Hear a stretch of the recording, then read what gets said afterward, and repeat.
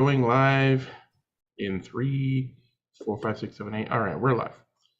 Welcome to Worldwide Slot Car Chat number 163. I'm your host, Greg Galb. The gang's all here with Mike and Luff and John and Don and Gary and Russ and J-Rod and Dennis and Henry and Scott and Jim and hey, Marco, glad you could come. And other people. We're going to talk all kinds of slot cars.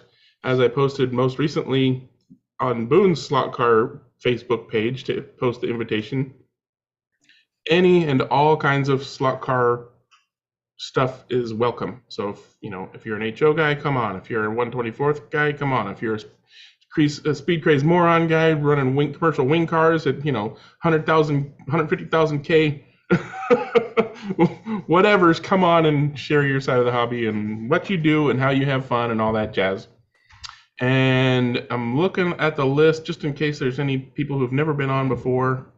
And has Scott been on before? Scott, have you been with us before? Have you been on before? No, I don't think so. I'm not gonna. It's not a requirement, but when we have newbies, we usually allow them to do a personal history related to slot cars. Like, when did you get into slot cars? When did you come back to slot cars? What kind of slot cars you do? All that kind of stuff. Would you like to do something like that? Yeah, happy to do that. You might. Yeah. What now? Yeah, now. Oh. we brought, yeah, please. We brought snacks. Yeah. I'm gonna drink up, and you're gonna talk.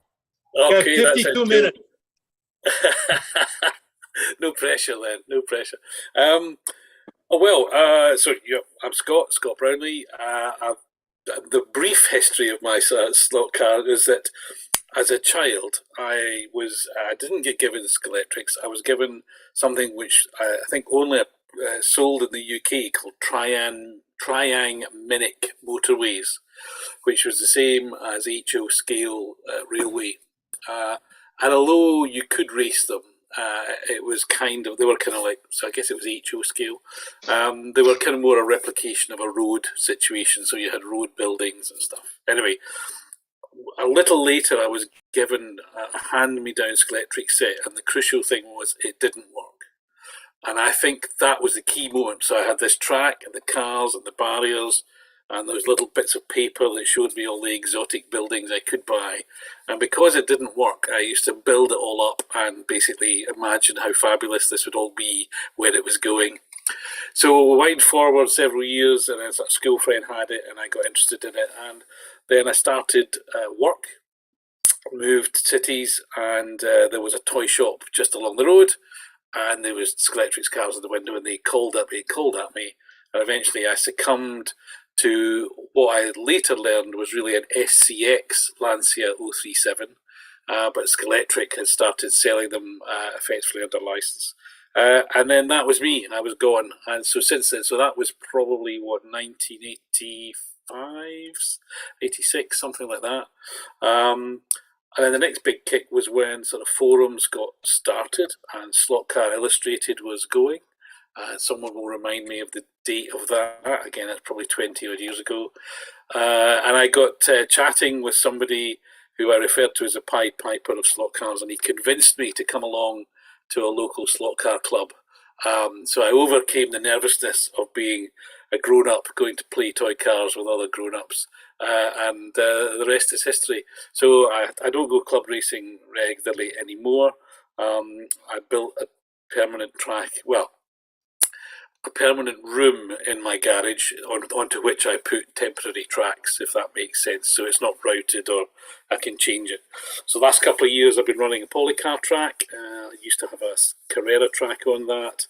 And when I can get round to it, I'm going to pull out all my old Skeletrix and SCX and make a sort of, because it's got all the great pieces of track, isn't the Goodwood chicane and Skid chicane and hump, all the cool old fun bits of track.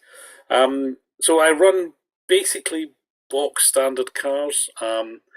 That's kind of my thing, that you take the car out of the box, you pull the magnet out, and if you're feeling really special, I put a bit of oil on the axles, and then I play with them. So I have endless fun with other slot car friends who do tuning and chassis shaving and tire truing and all sorts of other stuff. So that's going to be the other thing to mention, as some of you may know, is recently, 6 months ago, started doing a kind of slot car podcast, which, although you can listen to it on YouTube, which seems kind of curious, it's fundamentally radio. And we started it thinking we'd do one or two, and I think we've just recorded episode 25. Yeah. That's who you are. You couldn't tell by the voice. Yeah. I only listened to a couple of episodes, so I apologize for that. But yeah, it took me a while, but I got there. You got there. Anyway, so I shall stop now. So that's me. And I should mention, so because of the time zone difference, more often than not, you guys are on in the middle of the night or middle of my night. But by complete happenstance, I happen to be just switching off, actually, and I thought, it's just about to start. I'll join in because I'd always wanted to join in. So here I am. If I fall asleep before too much longer, forgive me, because it's midnight here. No, Where are you located? I was going to say, the other time that we meet is 5 hours ago. Yeah, that one would be better, actually, yeah, because it would be... so it's because middle of the evening. It's often not when I'm doing stuff. I'm in... somebody asked me where I am. I'm in the UK, in England. I'm basically about 30 miles south of London, so between London and the coast. Yeah, but that's not an English accent. No. Well spotted. No, I am Scottish, but I moved down to England 1984 because I wanted to work for a car company, and there weren't any of those in Scotland. So, well, they used to be in Linwood, but that's a long time back.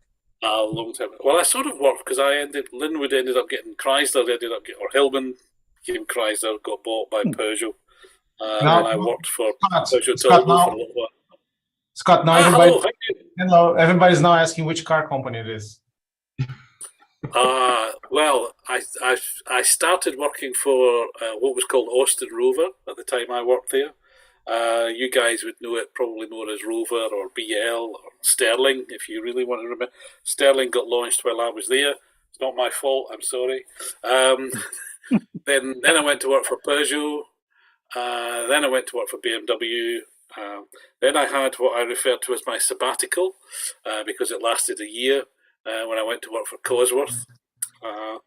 Actually, the verb work is a bit limited because there wasn't much to do. And then I moved to Toyota, and I retired from Toyota last year. So I was at Toyota for 25 years. Well, another auto man. It's good to have you. Oh. Thank you. Thank you for the wonderful history, and thank you for joining us. And by all means, come back whenever it's convenient for you. Every other week. Scott sounds just like my grandfather when he talks. That's why I asked. You're from the East Coast, right? Well, kind of the middle really between Glasgow and Edinburgh. But I've been in England so long, it's probably been modified, Yeah, my grandparents were born and raised just north of Edinburgh. Okay, yeah. All right, nostalgia hit for the moment, and I don't see any other newbies to get to, so let's go ahead and do show and tell. If you have something you want to show and tell, please raise your virtual hand, and I'll make sure that we get to you. Greg, I'm at the store. Let me interrupt right here because I have something to show. Okay. This guy right here, come right here. Oh, Joachim. Hey guys. Hey Rick. Just showing the national champion. Now good. You're good. Yeah. Here goes the Nice seeing everybody. Nice shirt, Rick. Oh my God, he looks like Santa Claus now. Oh, there you go. Let's talk about your Jim. Sorry for interrupt. It's just he knocked at my door and now he's leaving without saying anything. I don't know what it is. I'll say goodbye. I'll say goodbye. Okay, just say goodbye. Bye. All right, thanks Marco, and thanks Rick. Sorry. No problem. Okay, so the hands I see are Mike and Jim. Go ahead, Mike. I'm going to share a screen. I've got a couple things. See if I can actually do this. Okay. I can do it.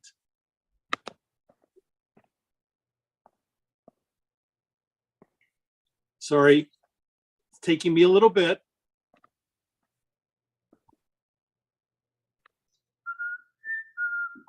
Okay. Just chat amongst yourselves. Oh, There we go. There. That's the adapter from Scalextrics to Polycar. I cut the Scalextrics track down the middle and widened it at the center point, and that gave me the ability to stretch the center section of it to meet up with the Polycar. And then I slit down the center of the lane itself, of the slot itself on both sides, and that allowed me to widen it to the width of the Polycar, and I plugged it in and it works. I don't know if I can get the next one over. So Michael, you basically did a splits with the Scalextrics track.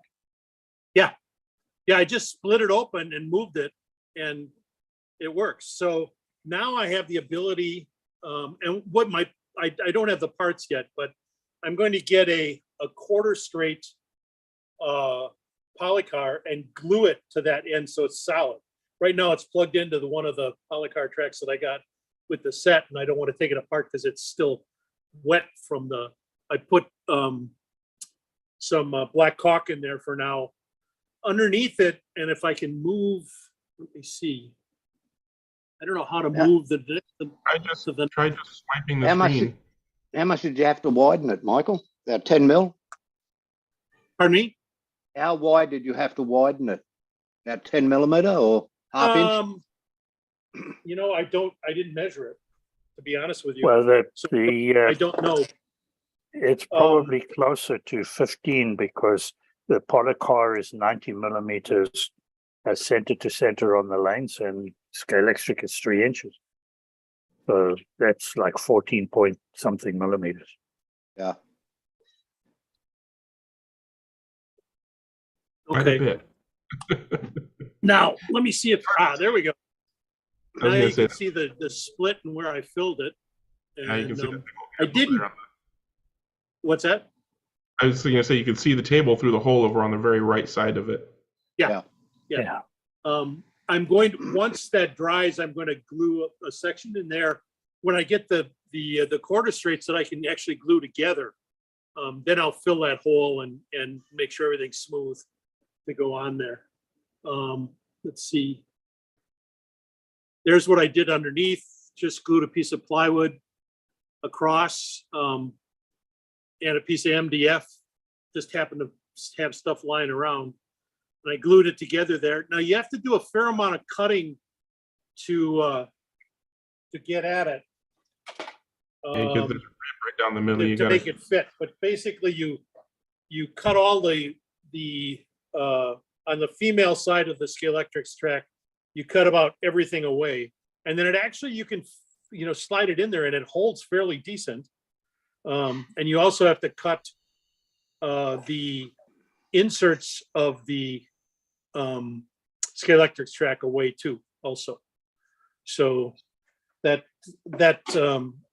it works. And now I can use Scalextrics lane changers on my Polycar track when I get done, and it'll only cost me 2 straights on every lane changer. So, it's not a big price to play. I got plenty of straights, and the Scalextric ones are relatively cheap.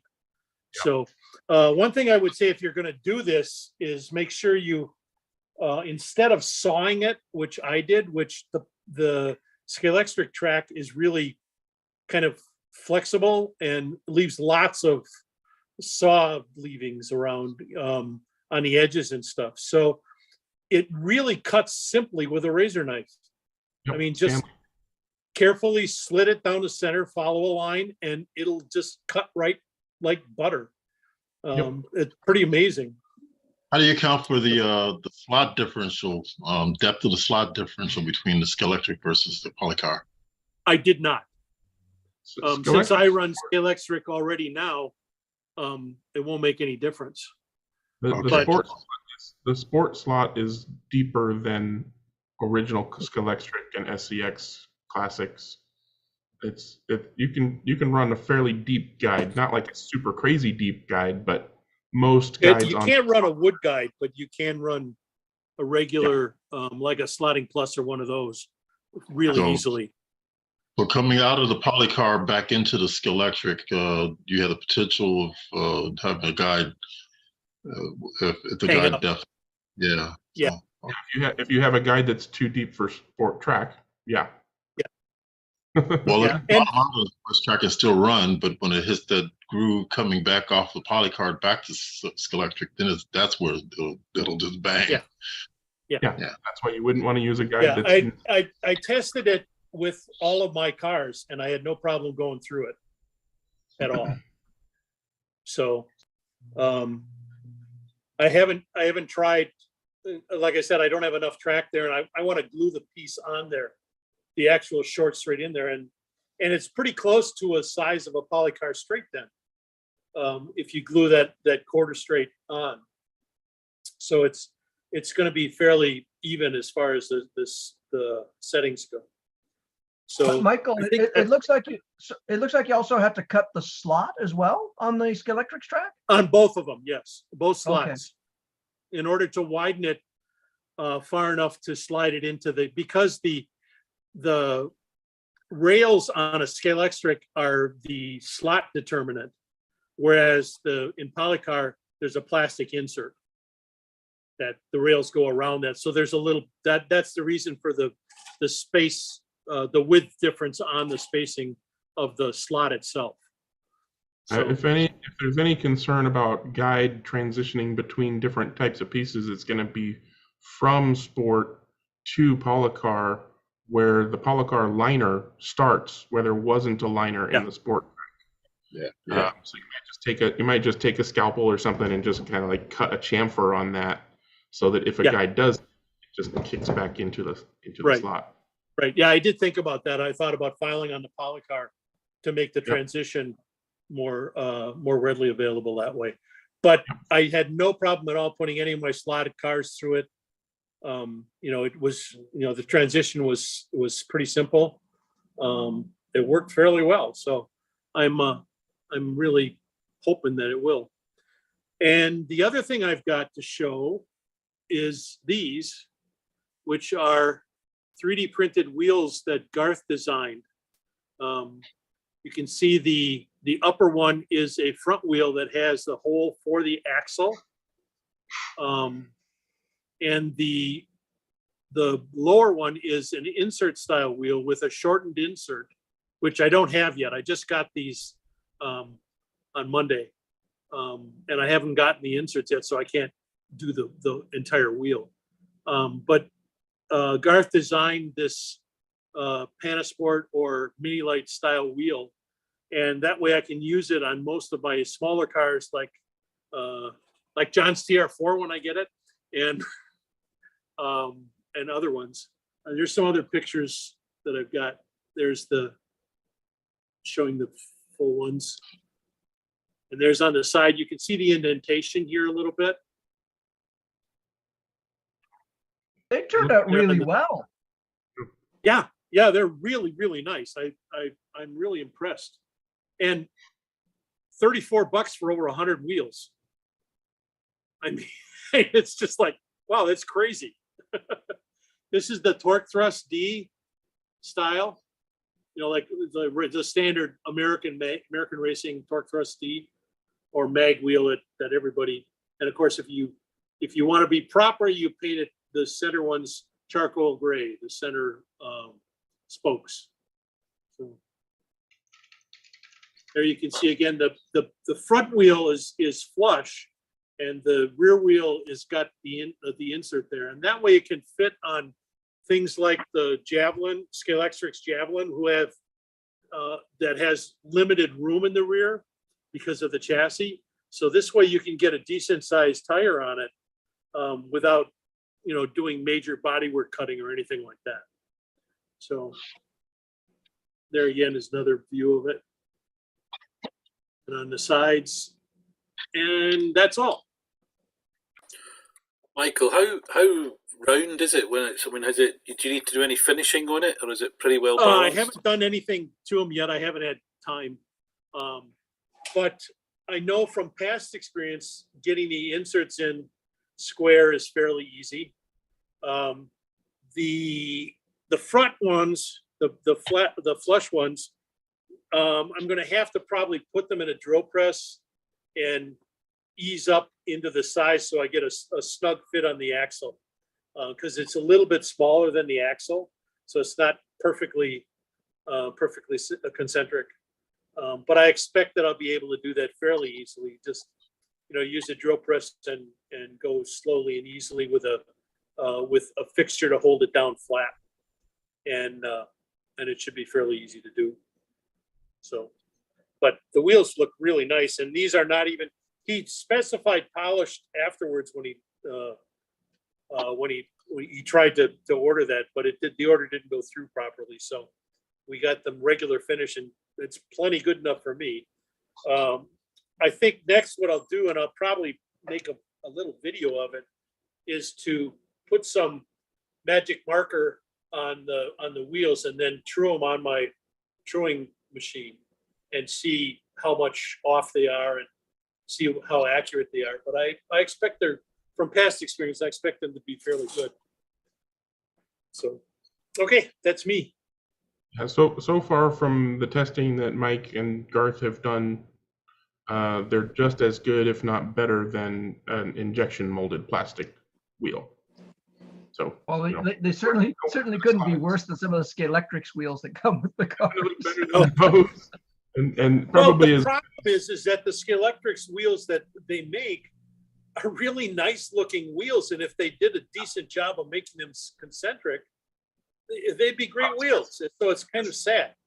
It's not so much the wheel. It's not so much the wheel after it comes out of the injection mold. It's the fact that it gets an oversized axle rammed into it, and they're just going crank, crank, crank, crank, crank. And there's no precision. They're just like, get them out. That's right. Well, that's why a lot of those wheels make great inserts. Exactly. Yeah.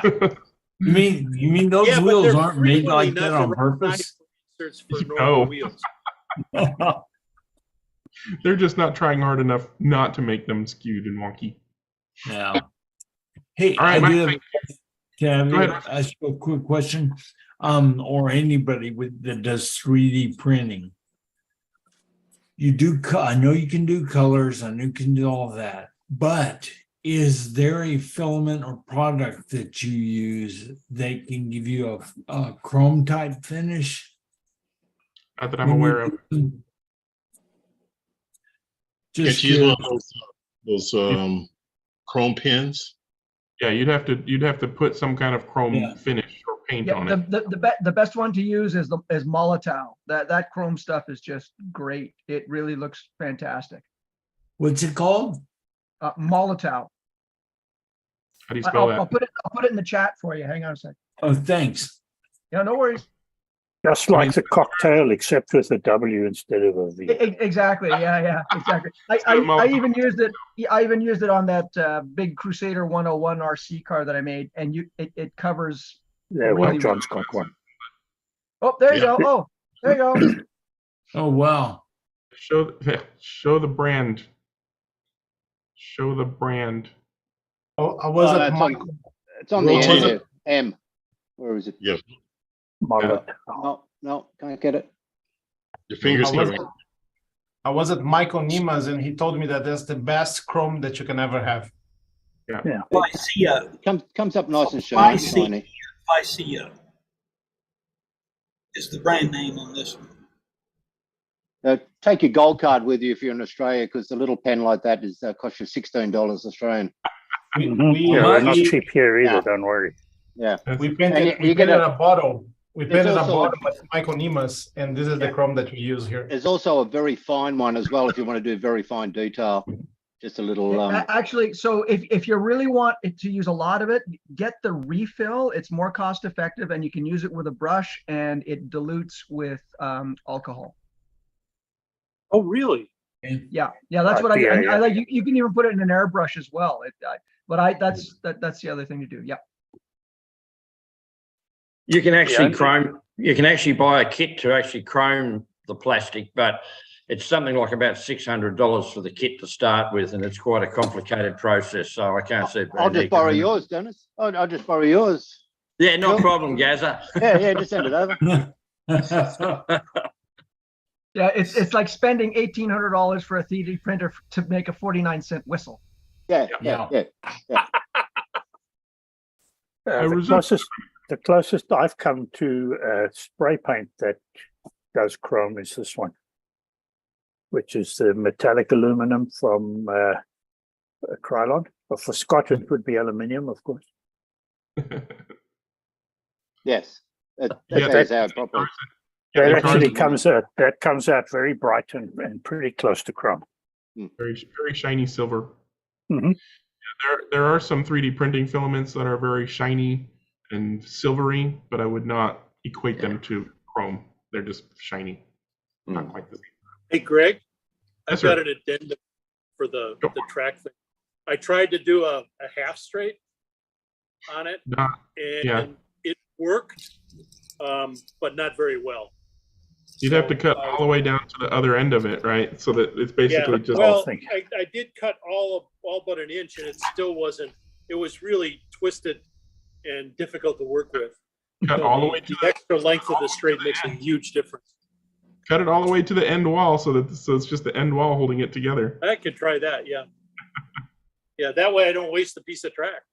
Yeah, might work. Actually, well, Michael, or you could cut it in half and then just put a piece between. No.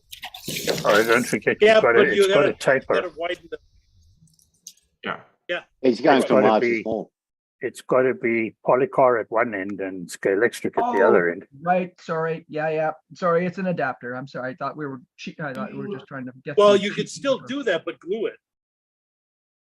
Right. You know, I that think- way you would take the pressure off that, so that's not a bad I idea. think half straight is probably as short as you want to go for that kind of Yeah. a transition. Like I wouldn't try to do it with a quarter straight. Oh, no. That would be just like That definitely. With this, it twisted like crazy. It was really difficult. So I said, yeah. I mean, well, even if you cut it all the way through, so it's just two separate pieces doing the transition. You don't want a jog like that. You want it to be, gradual. But yeah. well, they yeah, do make squeeze tracks, Greg. that's true. But you wanted to do them at a lane changer, which is a straight. You don't want to make more Yeah. things to slow down for. People hate slowing down Yeah, for lane. no, I agree. And with my northern track, the Nordbuschleife, I've only got 3 lane changers on that. So I should be able to accomplish that. And all 3 of them have straights on both sides. So I should be good with that. So I should be able to complete a fairly good sized polycar track soon. Finances notwithstanding. Finances allowing, yeah. You can All right. always do a shorter track there piece by just doing a routed section. No, that's true. I could do that. Or you could have someone 3D print it. Yeah. Somebody Well, we has to already do. discussed that. Somebody's got to do the modeling first. The biggest misconception in the 3D printing world is that you can just have it 3D printed. No, it has to be modeled first, and then you can print it. So unless the model exists, you can't just print it. No. Surely not. Mike, did you buy individual sets or did you buy individual pieces of track for What's the that? polycar? Did you buy polycar sets or did you buy the I bought a track and simple polycar pieces? set. And then I've got individual, 2 pieces of track at a time. So You got the BRZ set, right? yes. That's the only set they make, as far as I know, right? They make a 4. No, they've got the 4-lane and a couple of 4-lane ones, I think.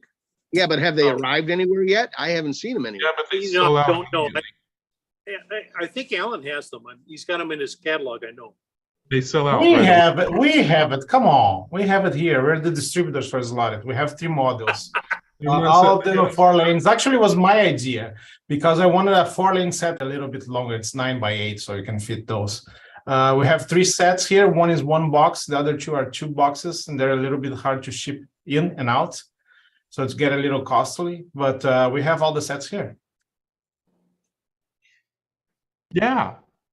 Can you pay in lira? Can you pay in lira? No, USD. They're in California. So. Yep. We sell that very well. It's just a little hard to bring it in. It's very expensive. The cost was not calculated very well. We're trying to bring directly from China when they do a new batch of track. Right now, it gets very costly, and the price that we sell, we don't make much. But we want to distribute the track. We believe that the track is the best on the market right now. I think Scale Auto is very comparable too. But the difference is that the Scale Auto have like a bigger in-between lanes, and I don't like that for a 1/32 scale, but you can use for 1/24 scale. So actually, we are just right now, we're kind of sweating. I just got back from Home Depot. We're changing everything here at Electrical Dreams. We're moving all the paper boxes to the back and open room for a 22 by 10 6-lane polycar track that we're going to install in a couple of weeks. Cool.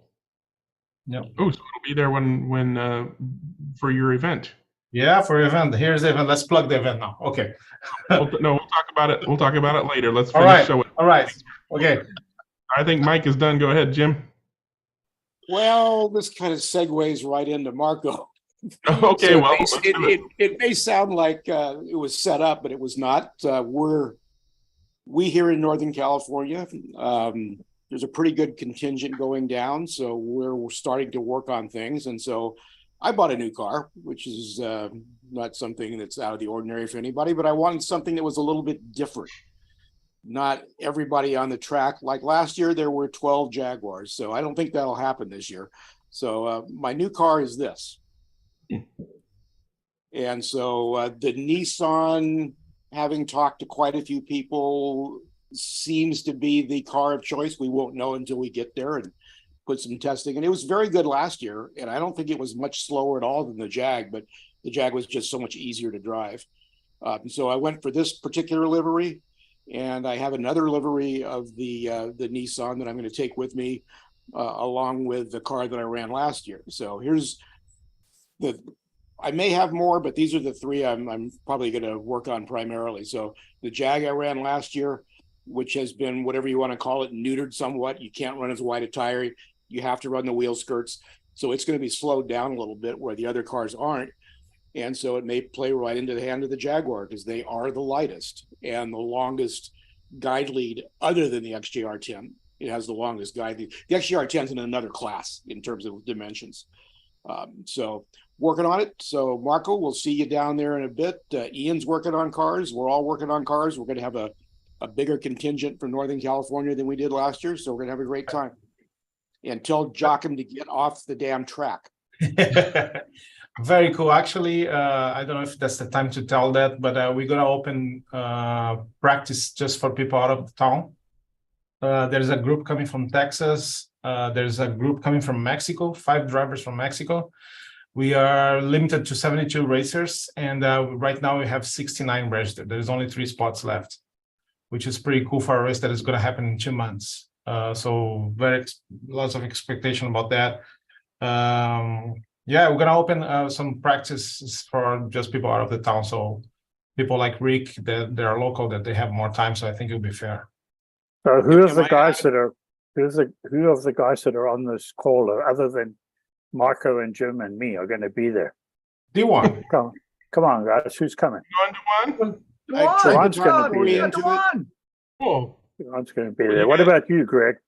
Yeah, you got the inside line, so you can't let me do my little. I was going to say, you guys are going to have to deal with me.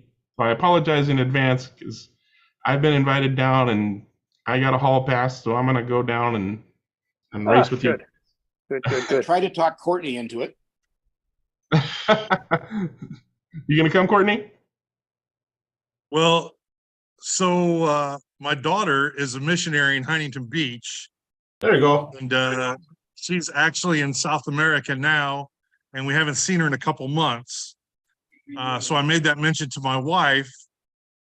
So, I may have to be number 73. I may have to get a promoter's exemption, but the it has been broached. The topic has been broached. We'll tell turn you those.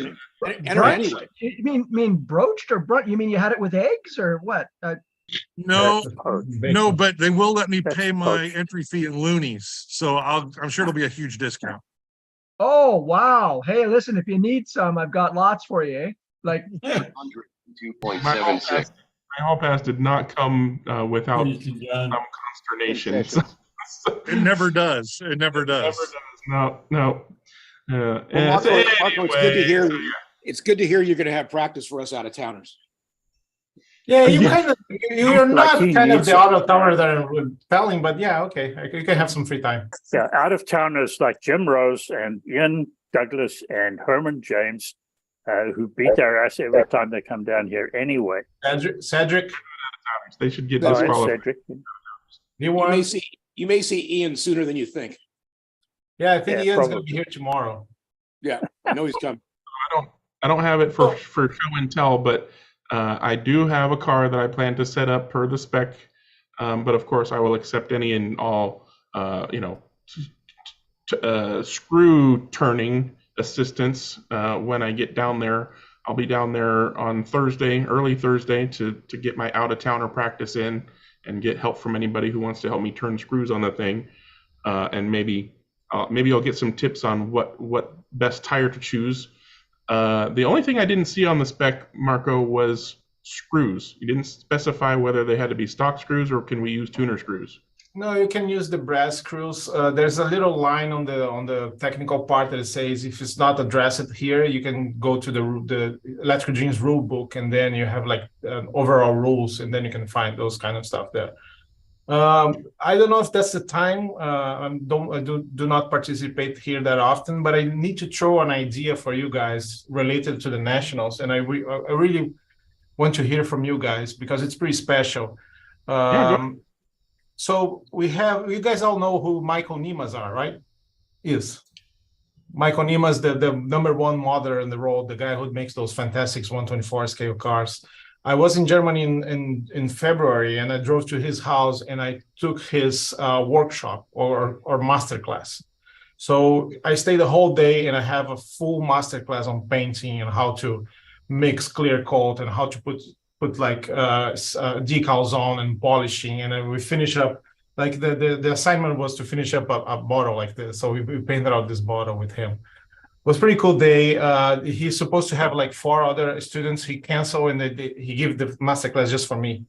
So it was a very, very special, yes, it was a very, very special day. And we were talking and Michael became like a very good friend. We've been selling his stuff here at the store. We raced together at the NSR race. And we've been talking to bring him to the nationals and maybe do the workshop here. So I spoke with Scott, and Scott owns like a full wall of hobby with like painting booths, all kinds of stuff. And I showed some pictures to Michael, and Michael said, "Oh, it's going to be perfect for the workshop." And now we're just trying to figure out if we can have enough people to bring him over. It's kind of expensive. The way that I design it, it's like $279 per person, but it's full day, it's 10 hours, and we're gonna have food served, and it's gonna be at the museum. So it's pretty special. The guy is literally the Michael Jordan of painting, and it's just like have one day with the guy teaching how to do it. And right now I have like 4 people here who is very interested, and I need to close a group of 12 to bring him over. So that's the kind of stuff that I need to know. Hear you guys if you think it's interesting. Of course, I'm not asking everybody to sign up, but that's the kind of thing that I want to hear if you think it's a good idea. He might be doing on Wednesday before the race, one group, and another one on Monday after the race. Sounds good to me. I don't think doing seminars and stuff like that myself when I worked, I don't think that price is out of the ordinary at all. And since there's not a whole lot of the registrants here on the chat to respond to you, no, but I need to hear the opinion on the overall thing because it's a very special thing to bring to the West. I mean, I think it's a great idea. I'm not personally interested because I don't like to paint cars, and yeah. but I'm So sure what are the basic starting skills, anticipated starting skills for students? They should have some familiarity with airbrush painting. I don't believe so. I never touch an airbrush, and I feel that I can do a hell of a job. Okay. Yeah. So no experience at all, and you're going to become an expert. Huh? Okay. Kind of it is. Yeah. You're good with Coke bottles. Yeah. Look at this. It's kind of. Yeah, turn into a slot car. Wow. And the clear coat and everything. It's kind of a bizarre because he teaches you how to polish stuff and the compounds and he has like a full 10-page document with all the kind of good paints to do it, the way it goes, the time that he needs you sitting down. Like he takes like 5 days to paint a body because he leaves for a day drying up, and it's kind of it was blow my mind. And then I say, look, I need to bring that to the West somehow. Master. Are you going to send that to your registered? Yes, people? yes. I just don't want to send a lot of emails on the same day, so I'm waiting a couple of days to send that out to see if the guys are going to be interested. I mean, it sounds like something to make sure they know about as soon as possible. Yeah, I'd like those skills. And if anybody watching wants to say, Marco, yes, please make this happen, what email address should they send that to? Oh, my email here at the store, marco@electricdreams.com. All right. So if you're already attending the event, or maybe you're just in the area and want to take advantage of a masterclass in car painting, email Marco@electricdreams. Thank you very much. Just to share the idea. Marco, any thought on recording it and maybe making it available for a fee? Yeah, we thought about that. We thought about that, but it's only if I have the 2 groups of 10, and then I can do on Monday, because before the race I need all hands here, and if I send somebody there just to shoot, it's not going to be a material on the level that he needs. I need more people. I need like a small crew to shoot this properly. Yeah. All right. So I think And you can be sure that if Marco does shoot it properly, that it will be bloody good when it's done.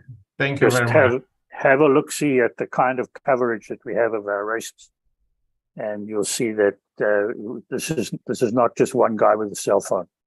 Oh no. Yeah. And the interviews and everything on Electric Dreams YouTube. Yeah. Yeah, that's my background, film and TV. If you guys want to know a little bit more about me, watch marco.com. There's a lot of stuff there. Talking about cameras and the broadcasting, we're changing. Since we're installing a new track, I'm gonna bring all the cameras from that track to the new one, which is 4, and we're installing a new system on the wood track for the nationals with 10 cameras plus a camera for interviews. So and I might have an announcer for the whole day too. So it's going to be very cool to watch it. Very cool. Just get an announcer that doesn't fall over halfway through the day. Yeah, maybe 3 announcers we need to share. So yeah, we're expecting a lot of innovations during the nationals. The track, the organization, like who participated last year, you know exactly what time you're qualifying, when you're racing, what time you're marshalling. It's a whole organization thing that it's kind of my vision of a perfect race. And I think people who did it, they enjoy it. And this year we're going to have a lot of small things and surprises. I might have a real Group C here at the store on the day. We're organizing that. I'm very happy about this 10 camera system that we're installing. The whole store is going to be renewed. We're changing the counter. We're putting the new track. We put new racks in the back. So we're putting a lot of work to have like the perfect day for whoever comes to race with us. Where is the new track going? I don't know if you're familiar, but we used to have some paper drawers behind the counter.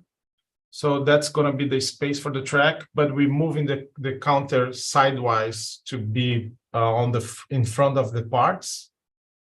And then we're going to have like a whole U of new displays. So we're going to have like 4 more displays, cases for more stuff to be displayed. And then we're going to have in front of my office. In front of you, okay. Yeah, yeah. And the counter is going to be sideways. So it's got almost like a connection with the other track. It'll be a whole new experience for me. Yeah. All right, Yeah. I think we're ready to move on. Mr. Weber put his hand up. Do you want to do a show and tell? Go for it. Yeah, okay. Recently from eBay acquired something that I thought was sort of almost like a thingy, but it's not a thingy. It was made by Proteus Slot in Spain. It's a model of a prototype car that was built by a French, I think it's French, Earliers. It's called a Pregunta. It was when Volkswagen took over Lamborghini, they wanted to see what kinds of options they might have for producing a new car, and this was done on a Diablo chassis and engine configuration and that sort of thing. And I'd never seen one before. Anyway, had fiber optic lighting and all kinds of weird stuff. Anyway, it's so strange looking that I thought it might classify as a thing. Anyway, it's fairly inexpensive. The drivetrain's kind of interesting too. It's enclosed in a clear plastic sort of a gearbox inside. Even when you take the chassis loose from the body, there's a clear plastic gearbox that fits there, or a clear plastic cover that fits over the gears. It's like a gearbox. Another thing, let's see, also from eBay is a 1/32 scale chassis from Pato's place in Australia, I think, New South Wales. Yeah, there's the thing, and it's stainless steel. This thing is stamped stainless steel. Pretty interesting stuff. To me, it's in K. A little higher, bit. A little bit higher. There you go. Yeah. Let's see, what else? John, looks like they laser cut it as well. Yeah, I think it is laser cut. You know, the prices of the chassis, if you look at Pato's Place's website, the prices of the chassis are not that expensive. They're really not. This is not one that they make currently, but apparently. But then also at the local Walgreens, while picking up some Band-Aids, I ran into their little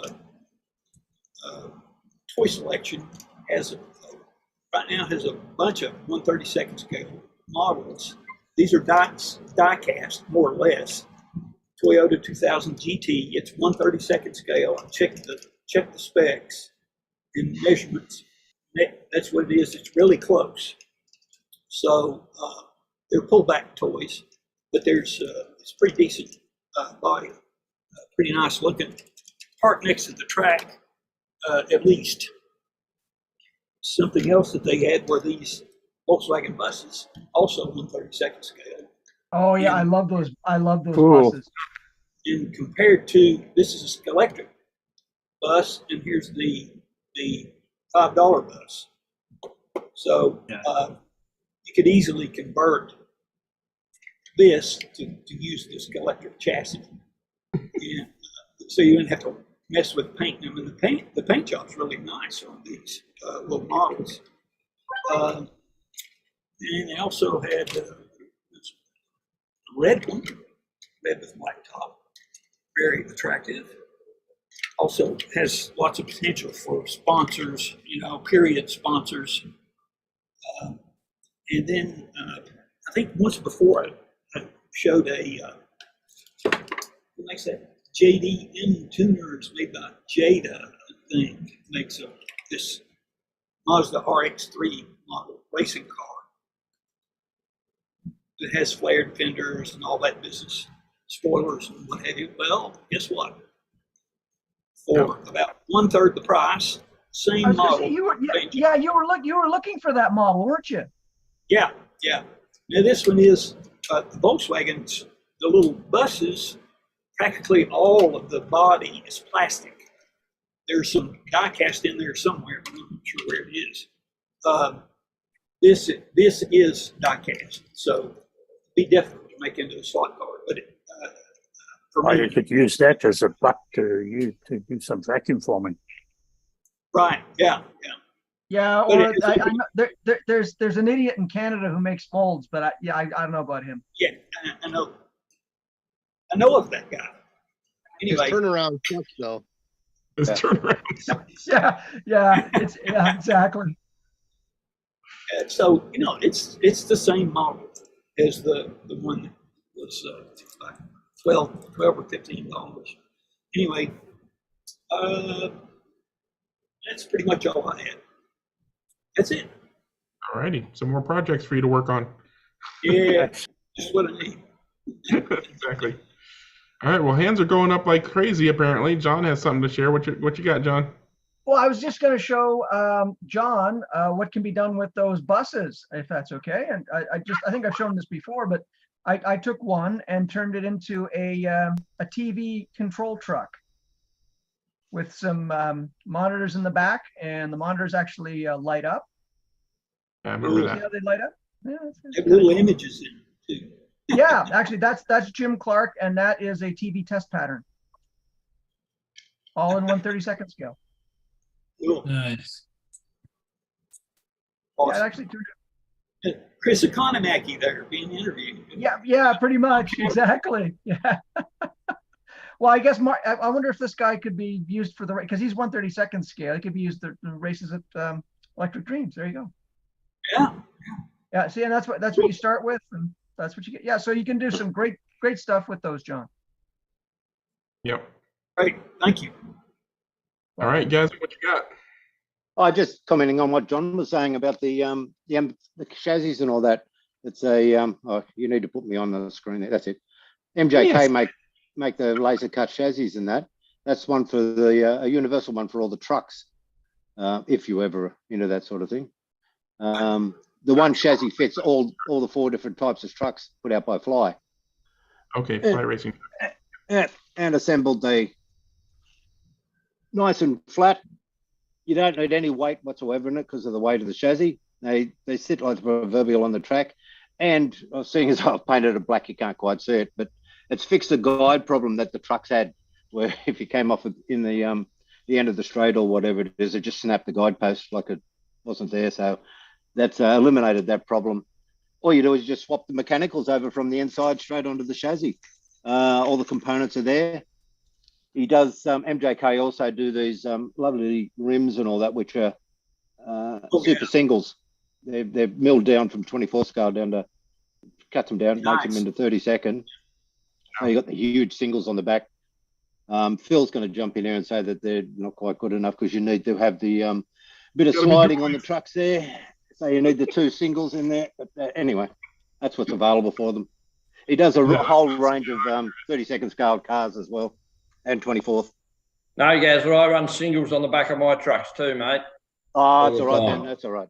Yeah, I think the MB slot originally I got many years ago when I sent some proxy cars over to race in the US. Yep. Yeah. So MJK are the ones that make all the tyres over here as well. So they're known over here. You guys don't really get any of them over there. It was having trouble finding distributors for some reason. I don't know why, but they're a very good tyre. Very good tyre.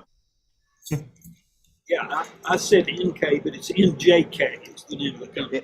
Yeah, M. Michael John Kennedy, whatever. Right. All right, before we get on to Dennis, Lightning, are you ready? Yep. All right. Give me just a sec to start my screen share, and we'll get those pictures up. So the first picture is Jim Clark's Lotus 25 and Lotus 49. Yeah, these ones are my recent order from Electric Dreams. Actually arrived yesterday afternoon, which was cool. It's one of those. I was watching an episode of Grand Tour a couple of weeks ago, and Richard Hammond did a bit of a history thingy on Jim Clark.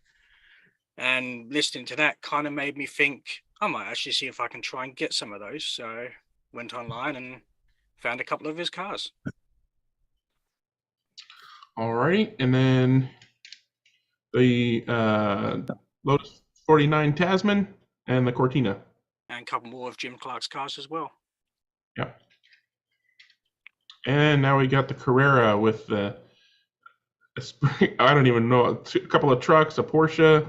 Yeah, you'll have to tell me what's in here. Yeah, in there is the road version of the Toyota 886 and then the R32 Skyline. And yeah, the couple of trucks and then that Porsche, which is a 124 scale, my first 124 scale car. I was going to say, that looks like a 124th there. It's one of those when I had sight when I was actually racing on Forza Motorsport and things like that. I pretty much remember the livery of that car. And when I found that Carrera did that livery, I thought I might grab one of those because I'm also looking at getting to Carrera track as well. So I was going to say, do you have a track that you do some laps on? not at the moment. The track's packed away because I haven't got space, but hopefully with a bit of luck, I will be able to look at getting a track out. I do need to get more Carrera track because I've only just started looking into the Carrera side of things. So I'll be looking at going to digital on that as well as Scale Electric. Which I was looking at the Smart Race app. Yeah. And I'm happy to find out that it is pretty much 90 to 95 accessible by the voiceover feature on the devices, which is great. So I can actually get to be able to run digital using the app. So when you're using that, like let's say you're running laps and it's the only thing that changes is the lap time or the lap count. Does the screen reader automatically speak out any changes that happen on screen? I'm not actually too sure because I haven't had a chance to run it yet. Okay. But I was just looking through the app, just out of being attached to a track, like without being connected. And it pretty much reads out most of the stuff on the screen. A couple of the buttons aren't labeled for the voiceover, but I can pretty much work some of those buttons out, which is fine. You know, I bet if you sent him an email and you know, if you figure out which buttons don't do it, he could probably see why and make so that they do. Yeah, he's pretty responsive to you know, requests for updates. You know, if you buy the license, I can almost guarantee. I don't know the guy personally, but he's very responsive to requests and just the general development of the software. So I would say you could buy with confidence, and you could probably say, hey, it works great for my screen reader, except for this part here and that part there. You know, unless there's a technical reason that can't be done, he'll probably fix it. Yeah, I'll probably have probably email him a bit later and find out when I can actually get to be able to run it, and that I'll probably flick an email and see what Pop up a little oval and send the cars around and see what happens. But, all right, good stuff. I've got to get tracking that first. Yep, got to get that going. But I must also say that you guys at Electric Dreams are absolutely fantastic as well, because that last order that I put in there, I put in a little bit in the notes section because of the fact that I can't see. Just wanted to get them to put a little bit of bubble wrap or paper or something like that inside one of the cars so I know which one was which, and they did. So thanks, guys. You're great. Awesome. Top-notch service from Electric Dreams. All right, good stuff. Thanks for sharing. And Dennis, go ahead. Okay, this is just in response to John. Let me see. I just want to share my screen. I found this morning when I was on looking at Micromark, and now you could put a little television in the back of your combi. Oh no! How big is that screen? The whole thing is 1 5/8 inches high by 1 3/8 inches wide. Oh, I gotta buy a bunch. Oh, that is so cool. And it will load and show movies off an MP4 using this little job. But I thought you might like it. Oh, so it's Micromark. Okay, I got it. Tiny T. Micromark for sure. Okay. Like I haven't got that's- enough projects. Thanks, brother. Yeah, yeah. Oh, you're welcome. All right, and that's all for me until we get to show and tell. Mark, And there's a we thing. had 9 or 11.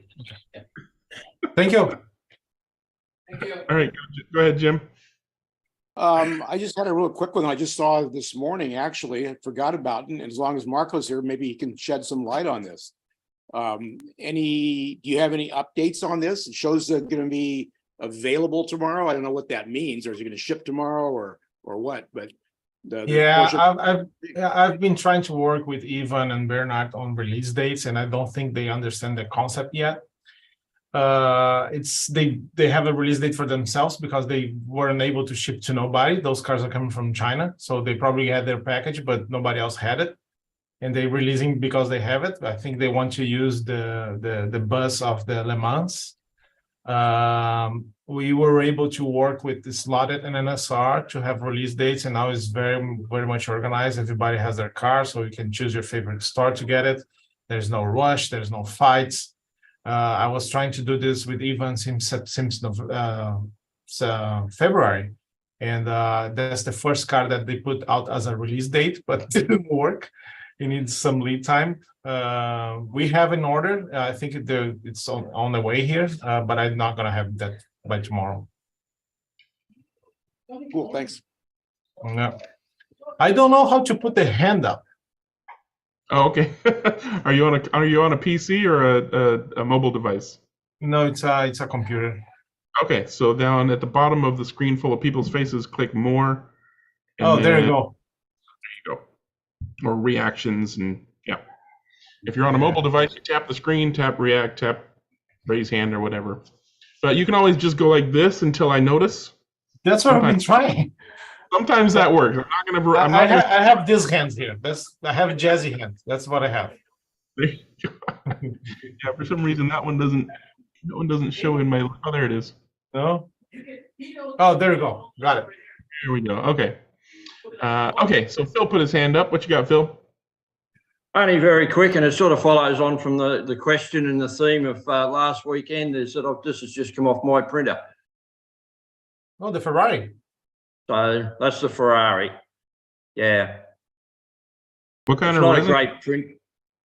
Oh, that's the Le Mans winning Ferrari, right? That's the Le Mans winning Ferrari. Nice. It's not a great print. It was too cold here overnight to print it, and it's come out a little bit ratty, and it's very heavy, but I'll have a play with it from there, but I thought it's worth showing. And the file looks very good on the outside, so I'll work on it. It's just a bit thick at the moment, but following on this week's theme. Yeah. What scale have you printed that to, Phil? Pardon? What scale have you printed that at? Slotted scale. 132. So it's a little bit over 132. It's 62.2 wide in the rear end, so it will fit on a slotted chassis of some sort. Yeah. So it's close enough to 132. Yeah. We've got a new scale down here that we're going to. Pardon? Is it particularly long? Yeah, it's going to be me, Mark. Looks it. Dad. I'll tell you in a moment. Have you got any cars we will know to compare its like wheelbase and things? The wheelbase is about 95 mil. Oh, okay. So that's in the not too bad. ballpark with other. 95? Yeah, with other stuff. Yes. Looks like 95 to me.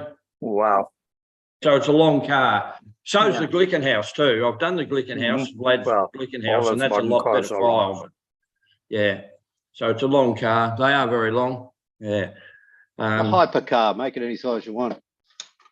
No, there's specs in Le Mans. They're limited to width and length, because I did look that up. We're trying to find the dimensions of the actual car, and I can't find it. So, yeah. And I've also just printed out a 2D for Dennis to show, but I haven't got it here at the moment. Oh, yes. No, I haven't, sorry. But I've printed that to go on a slotted Chaparral chassis. So we've christened them slot scale from now on. So that's all I've got in here. I thought it was just a follow on with that. I keep trying to ask, and other people keep talking over me. What kind of resin did you use for that? Syria blue. Soraya blue. Okay. Blue, and it's got a bit of tenacious. It's got about 20% tenacious in it, Greg. So Okay. It looked like you did a custom mix. So you got about 80% Soraya Tech blue and 20% Soraya Tech tenacious. yes, and there's probably a little bit of grey that was left in the vat because I didn't clean the vat out completely, but it'd only be a couple of percent. Yeah, yeah. But the file is a bit thick, but other than that, it looks quite good. I think once the weather warms up a bit later today and I put it back on, it'll be good. Well, have you found it to be a fairly resilient combination of resins? Beg your pardon, Greg? Have you found that to be a very resilient combination? Yes, yeah, it seems to work quite well. With Vlad's files that are fairly thin, you can get a lot of flexibility in them and they don't break or crack or anything. And down here, Soraya Tech's quite expensive down here, but it's worthwhile because I don't have any problems with it. Yeah, and it finishes up. It's easy to finish up and all, so it's good. Bill, how long did that take to print, if you don't mind me asking? About 2.25 hours, John. Because it's resin. Bad. It's a resin print. It's resin though. It's not filament. Yeah, resin printing. So it's a lot quicker. Yeah. Yeah. You print it at an angle or? Yeah, about 15 degrees. Oh, just a little bit? Just a little bit. Yes, and that seems to work all right. There's not, as I said, the sides aren't as good as what I normally get out, but I think that was just the cold weather overnight. It was only about 6 degrees here last night. Well, if you look at the picture that John Weber has up right now, your print is pretty accurate. It looks pretty good. Yes, I mean I downloaded the file. I didn't do the file, but yeah, it looks reasonably accurate to me anyhow. Is that a Vlad or is that a? No, that's that's the Colts 3D one. See, I'm just trying to think where I downloaded it from. It wasn't off Colts. CG Trader. Yes, that's where I got it. So it was a bit expensive, but if we're going to run them, we'll probably make 5 or 6 of them out of it, and they'll be quite good with the club guys here. I've done that in the Toyota. Vlad's, of course, done that and looking around what else. Oh, and I think the Porsche, someone's got the Porsche done as well. So we'll probably do that. And I think Vlad's got the Peugeot almost ready to go. So that'll give us a few to put into class, and we'll probably just run them as a separate class with a long wheelbase. So, don't forget the caddy. We'll probably, pardon? Forget the caddy. Don't forget the caddy. No, thanks. And I'll probably look at, because it's such a long wheelbase, we'll probably rehash Stefano's chassis to go under all these and run the same chassis under them, because that seems quite a good design. And he seems very cooperative to do things for us, which is good. That's all I've got in here. Thank you very much. All righty, thanks for sharing. And I apologize to anybody. I was trying to mute somebody who was making noise, and I might have clicked other things. So if you had your hand raised and I accidentally unraised your hand, feel free to re-raise your hand. And Marco was one of them. Marco's got his hand back up. What you want to talk about, Marco? We can go ahead and move on to Club Corner. So if you got any club-related things that you want to talk about, go ahead and raise your hands. And unmute yourself, Marco. Go ahead, Marco. Unmute yourself, Marco. Just all right. Yeah. So the dog's not mine. Just a couple of things I'm going to try to run real fast. Club Corner. We have a swap meet this Sunday. That's an event that I'm trying to push because I think it's very important for us here in America. I don't think there is nothing for 1/32 scale related in the country. It's the third year that we're doing. The first year we have around 400 people. Last year a little bit less, but around 300. And I'm looking forward to have like 200 guys. We have tables on the side. People are coming to sell stuff. A couple of pictures of the last year's event. It's pretty cool. Have a lunch from that event on the first year. We have 4 new racers that usually come here to race. So if you guys are around, if you want to help us to promote it, please help us because it's a thing for the community. We don't make much because everybody's selling stuff for cheap on the side of the store, but we're open and we have the track open and we're here to share the passion. A couple other things, talking about the WRE, the race that we raced in Italy. Dennis Sensa was in the team, he missed it. But I want to share a little bit because NSR just put out a very nice video kind of showing what it was about it. And if you have the time to watch it, it's pretty cool. show the whole gymnasium, the way that the time that they turn on the lights off and we race at night. Was a pretty cool. Out of that event, we got this box, a very special box. I don't know if my screen's big. I don't know how to do it. Good enough. Good. But yeah, so here it's a special prize for the participants, and they give you a special car, 1 off or 34 off, special car, and then they have the room for you to put your racing car on the side.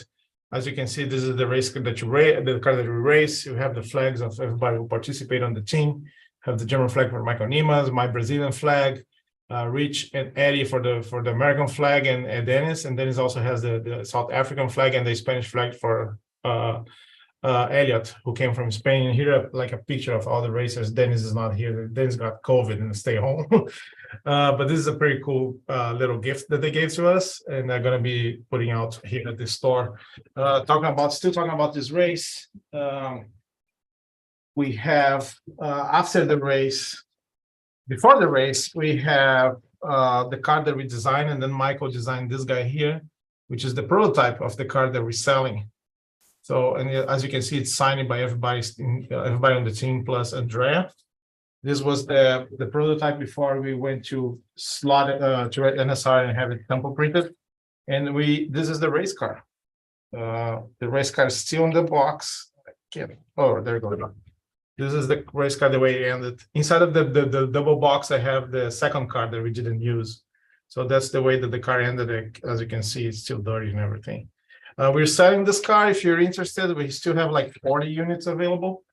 It's a pretty cool. It's designed by Michael. It's tempo printed by NSR. It's a pretty cool car. After the race, we went to NSR to visit their factories. The first time they're opening the factory, and they have like a line of their guys doing decals on a specific car for the team. And this is the car that we ended up with. It's an NSR Formula 22. As you can see, there's Electric Dream Team, the number that we race, and it's yellow and black colors they store. And the fun fact is that we're there, and they have this whole computer that you can select the colors, select the kind of decals that you wanted, and you literally have like a line of people putting your car together. But as soon the guy, I don't remember his name, the guy who is responsible for tempo printing NSR, he saw Michael, who's part of our team, Michael Nimas. So you can come and do it. So Michael did the whole line, and he built himself the car that we have here. So this is not only a special car by NSR, but it's also built by Michael, and we're gonna have it here on display too. So yeah, that's what I want to tell you guys. Please help me to promote the swap meet. It's not a commercial date for us, but I think it's very important for the community. And bring money if you're coming. Bring money. Yeah, then I'll be there with a whole. Well, I got a whole stack of stuff to sell. There you go. Marco. What was the date of the swap meet again? Swap meet is this Sunday, Father's Day. Is that on your website? Yes, you can find on social media stuff, but it's a very simple event. We're gonna open on Sunday. We're gonna have a DJ, we're gonna have food truck, and we're gonna have the whole side of the store open for people who wants to sell. I remember that last year, Dennis brought the whole collection of Jane Henry, a friend of ours that had passed away, and he sold it for the family. So this kind of things happens, and it's pretty cool. We always get out of with something nice. I think it's a great idea. I mean, they do a lot of this on the East Coast, but yeah, especially for HO, I don't see any 132nd. I'm very motivated by the things that I see in Europe, like the Forest Lot Madrid and the UK Festival. They have this whole thing for vendors. This is more like not stores coming to sell, but more like people who has collections of things that they want to get rid of. And you always have like great deals on track and cars and vintage stuff and models. There will be a guy selling die casts. There's a guy with a full table of AJOs, like rare stuff. So it's really an open house, and I need to keep pushing, because if it gets weak, I don't have how to keep doing it. I need to do like twice a year, once each 2 years or something like that. But now it's the third year that we're doing free admission, food, track, popcorn. It's gonna be a happy day for who's here, and plus it's Father's Day, so. I'll tell you what, if I was in the area, that would be what I do. My wife keeps saying, "What do you want to do for Father's Day?" I'm like, yeah. But if I was down there, I'd be like, "I'm going to Electric Dreams." There you go. Yeah. Yeah, So, Mark- and we got a lot of racers out of that. We have like at least 4 people who race with us that discovered the store and the track because of that date on the first day. Yeah, that's cool too. It's about the only way I ever get my wife to come to the racetrack with me. She comes. She was here, yeah. She was here helping. Yeah. Marco, when is the Electric Dreams North in Sacramento open? There we go. Yeah, I'm still dealing with Rex. I'm still dealing with Rex in this place and installing the tracks. As soon as I'm done, maybe we can think about it. Or a little farther north yet, we could go somewhere, say. Oh, but Electric Orange, Dreams Orange Seattle. County comes before that. Orange County, yeah. I think in Seattle. Maybe I should take over this whole building first, and then we talk. And then we talk. Yeah. That other stupid thing doesn't need to be there. No, yeah. Get on with it, dude. We need more space for more tracks and more products. If the guy was nice at least, but it's not so. Just keep the pizza. Pizza's okay. Kick everybody else out of that building. Yeah, and get rid of the music too. Oh God, they keep those kids inside of the building with those awful music all day. I don't know why. All right, moving on from that topic. Dennis, what did you want to talk about? I was going to talk. I was going to talk about Club Corner because Marco didn't, and so I was going to look at. Hang on a moment. Let me just not share yet because I've got to fix my screen. Look at John with live video. Are you showing that NSR? Are you showing Le Mans highlights behind you, aren't you? Everybody's watching that. Let me try again here. Last Saturday we had a race at Electric Dreams, so this was that was something else. One of our regular once a month, second Saturday of the month races. 19 guys in attendance, including Herman James. Can you see my cursor? Herman James standing here, turn marshalling. We had one brand new racer who came in the morning and raced some loaner cars.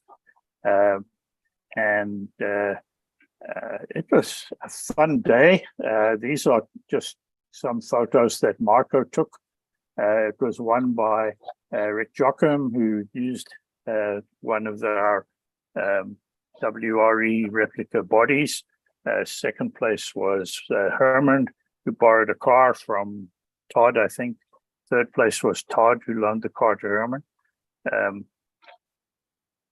And what else? So this was generally that. That one's not the Rick one. That one was my one. And a couple of guys had some extra stuff to look at. My chaparral was out there, and somebody had a tuned up MR slot car Shadow, which didn't run, but it's getting there. These are just some general photos from the day, just showing the fun that everybody was having. A good race, 19 guys, well organized by Marco, and sometime or other we've got to get him to actually do some driving, right? Because he's been, it's time that we got a chance to beat up on Marco now, instead of just letting him do all the race directing. Do you really think so? Okay. Yeah. Anyway, so that was Saturday. That was a fun event, and the next one up at Electric Dreams will be the fourth Tuesday of the month, where we run. We're running Revo slots next, same as we did last month. So that's all for Club Corner from me. Cool beans. All right, Mr. Caldwell, go ahead. Yeah, I just wanted to go back to show and tell and what I mentioned about the slotted scale. Can you see this? Lift it up a bit. Yeah, whoa. Uh-huh. Yeah, I know Dennis will like it. Yeah. That's resin printed. Uh-huh. And to show you what it's like, I know people criticise resin printing, but that's with the Soraya tech. Yeah, that's and good. As far as the scale goes,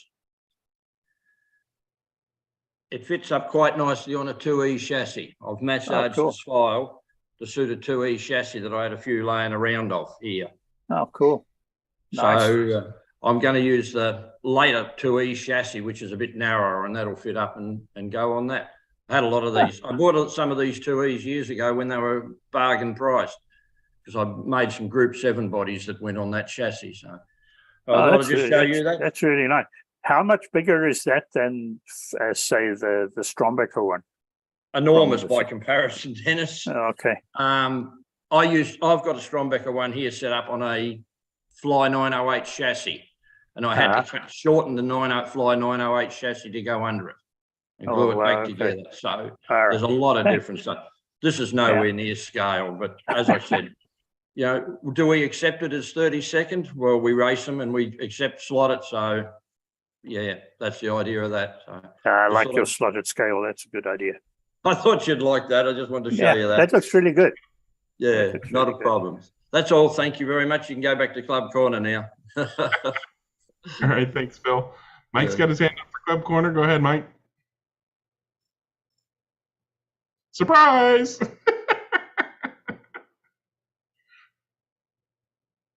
How do I unmute this thing? Talk to my hand. There you go. Yeah, I got it finally. We had good 3 races again this week. The only problem is when I redid the track, I made the connections all better, so we had decent power, but we still had a lot of problems with the power base shorting out easily, and it doesn't seem to be something that's shorting across. It seems to be that it's just the part that controls the overload on this particular power base has seemed really, really sensitive. And the problem is when it goes bad and loses connection to the computer, the cars go full bore. And, so I have to make sure I hit the off button right away. And, we were using double ghost cars again. So there's 5 cars on the track, and the 2 ghost cars, of course, have magnets. So there's load there. But next week, I'm going to try the other power base I've got that hasn't had as much of a problem, and I may have to get into a power base. But anyway, the races were really, really close. I think I haven't looked at the video yet of the one race, but I lost it on 2 corners from the end. Shiggy and I were dead even. I think he was behind me at that point. And when we put me on the track, we were like next to each other for the last turn, and I didn't make it. He got it, but it was literally inches. It was literally inches. So it was a real good session. We had good races, and we did Le Mans GT cars and LMPs, and then 60s and 70s Le Mans cars to sort of celebrate Le Mans weekend last weekend. So that was one of these days. I want to put lights up and do a night race in here too, and that should be interesting because there's no other light ambient at all. So I have to rig up something that we can actually see something. So we'll see what happens, because watching the cars go around with just the lights on there is going to be really interesting. I might try it just for the fun of it and see what happens. The only light would be the monitor, I guess. That's a fair amount, so we'll see. I'll see how it works. But it made me think put some lights on the track. Yeah. I was going to say, my track, when I did all my fancy wiring for my track, I put a little pigtail on all of my power taps, just kind of leading out to the side of the track, so that eventually I can just go ahead and connect lights. But that was like a decade. I still haven't done it.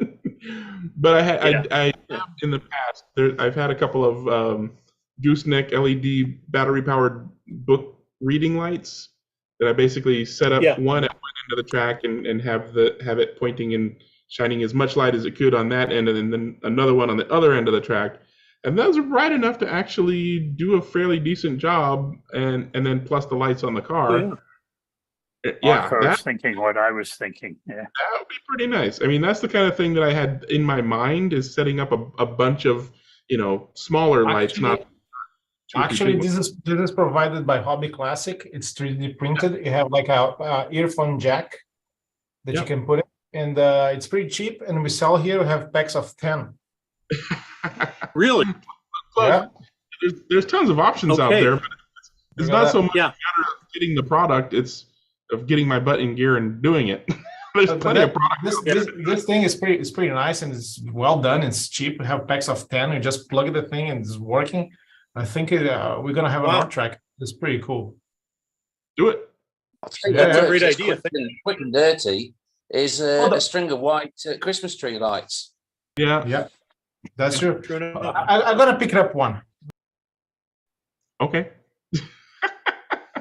So for Club Corner, for me, we raced our Scalextric BTCC series on Russ's track, which is that big routed wood track with that big long bank on the one end, and had lots of fun. But my car was performing like absolute garbage, so I'm going to completely redo the rear end because I have no other explanation for why it was performing so badly.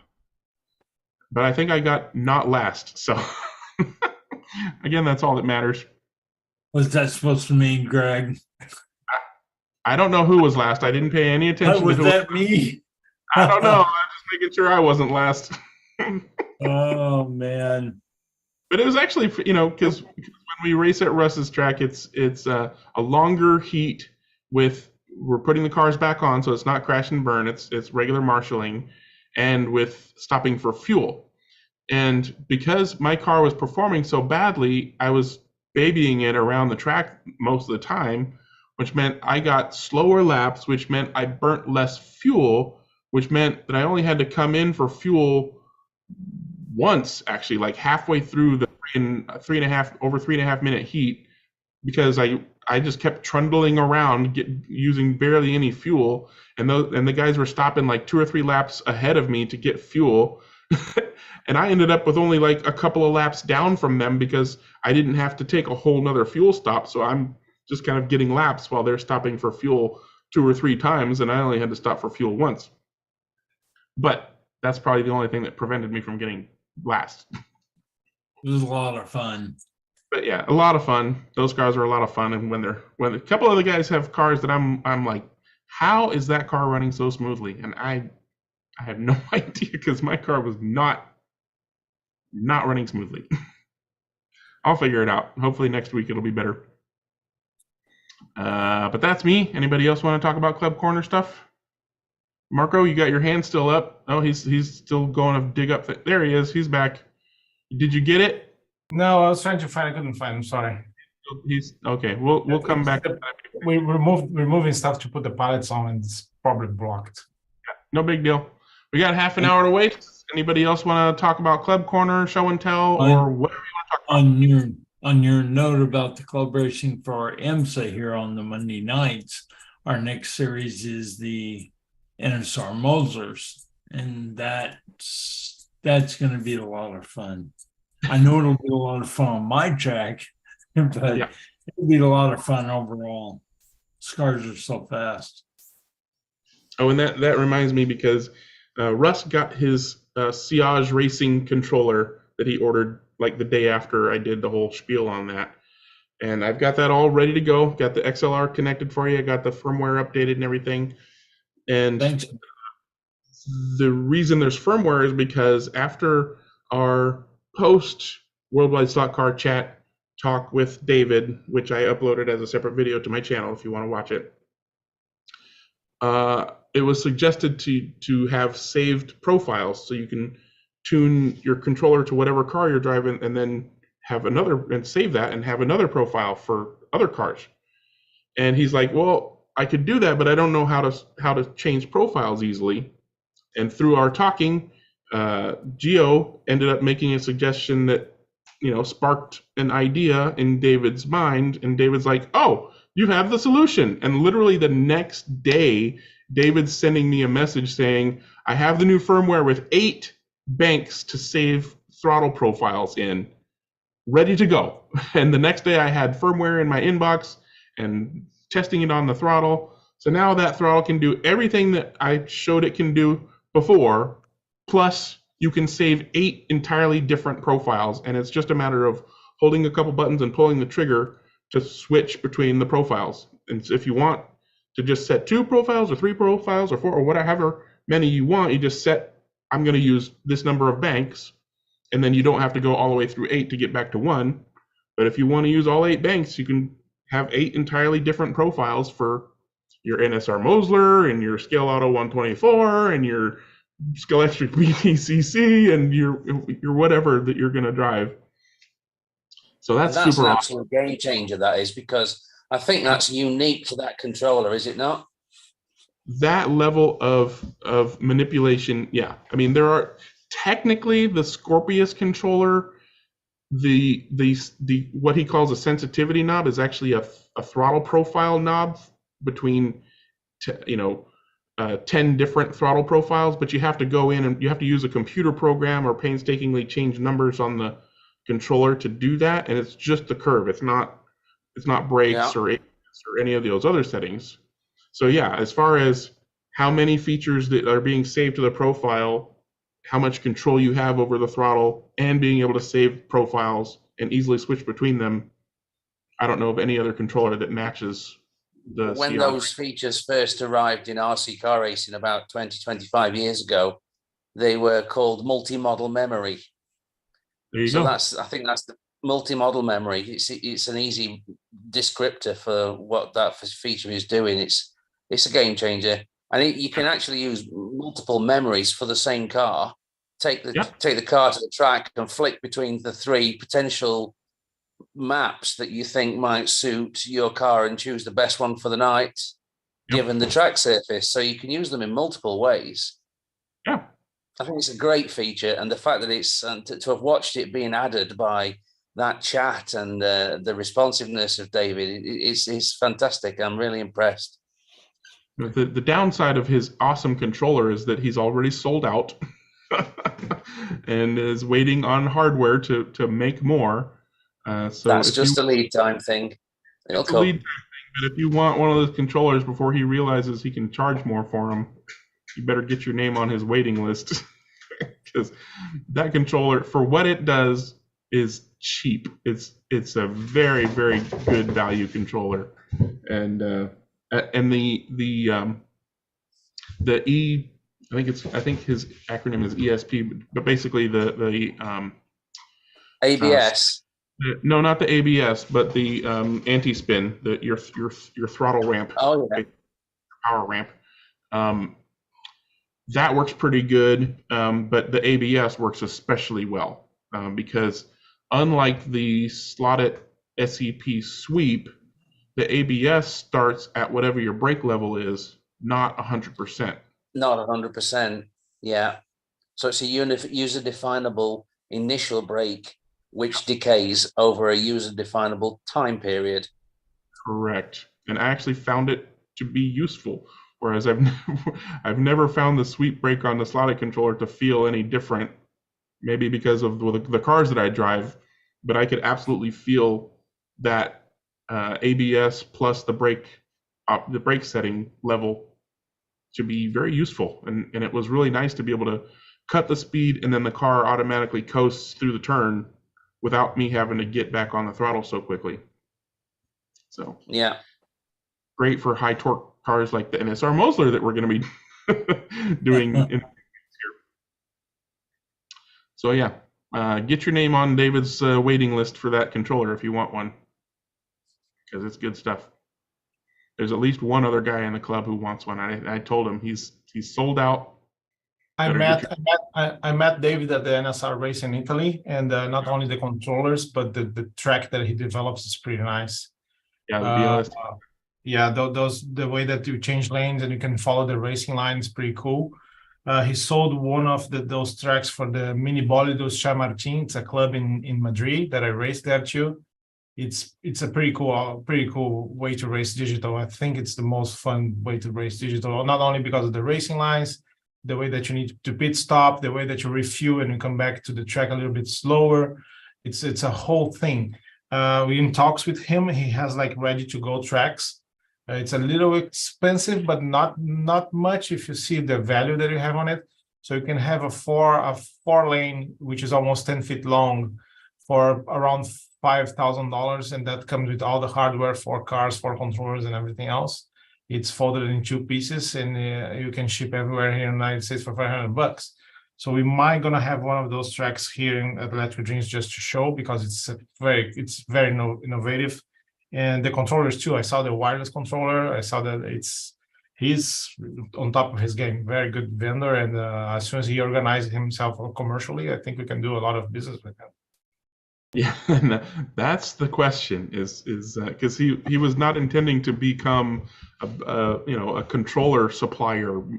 He just did it because he wanted tracks. Yeah, and for his tracks. Yeah, exactly. So he wasn't expecting quite the reception. Yeah. I guess I should have warned him, or somebody should have warned him, because that's a really awesome controller. Yeah, and it feels good too. It just feels good.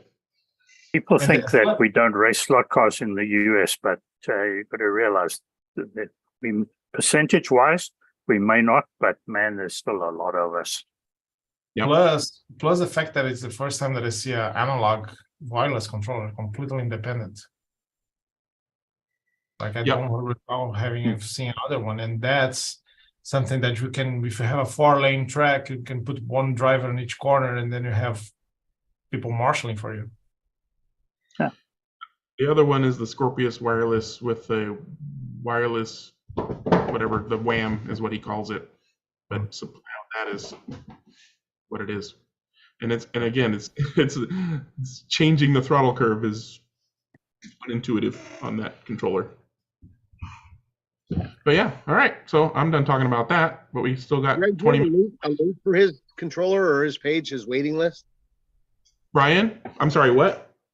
Do you have a link or a web page or something that his waiting list is on?